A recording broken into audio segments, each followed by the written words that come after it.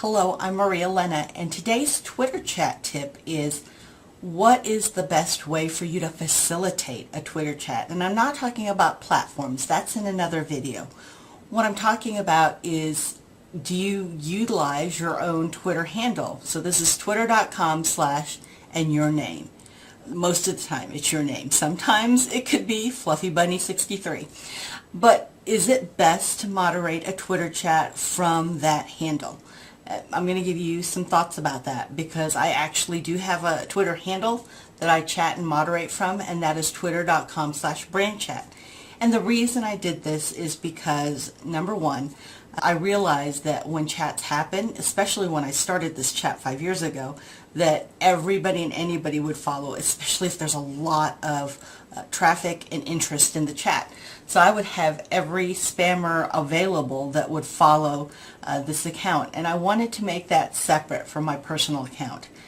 Number two was that I wanted something that was out there that people knew when Brand Chat asked a question that it was coming from the moderator. Understand that before the Nerf platform, I would actually just tweet and go straight from the website. So I was using Hootsuite. Sometimes I used TweetDeck. Back then it was TweetSuite even that I would utilize to moderate the chat, and it was hard to be able to see amongst the entire very fast high velocity Twitter feed coming. It was hard to see who the moderator was. So I wanted something where the Twitter handle and the picture, the icon with it, would definitely show that it was Brand Chat. And that's the number two reason why I chose to start a Twitter handle with Brand Chat. Number three was Twitter API.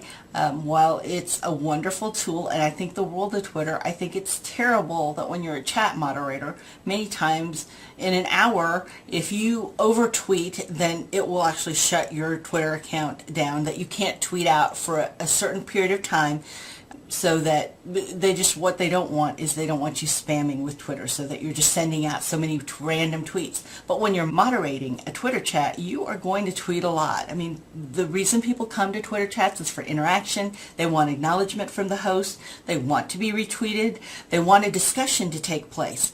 All of that takes tweets.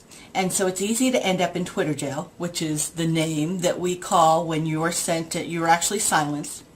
Your account silenced for a certain period of time.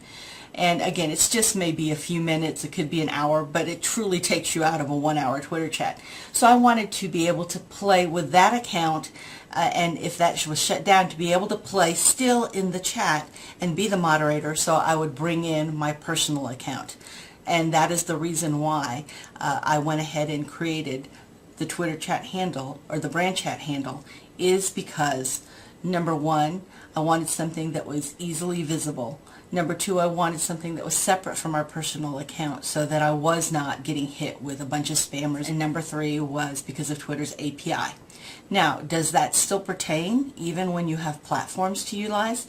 Very much so. Twitter API is still at play. There are still moments in Brand Chat, especially if we're talking about a really popular subject, that 40 minutes into the chat, my Twitter handle could be silenced. So I want to be able to play between the two Twitter handles.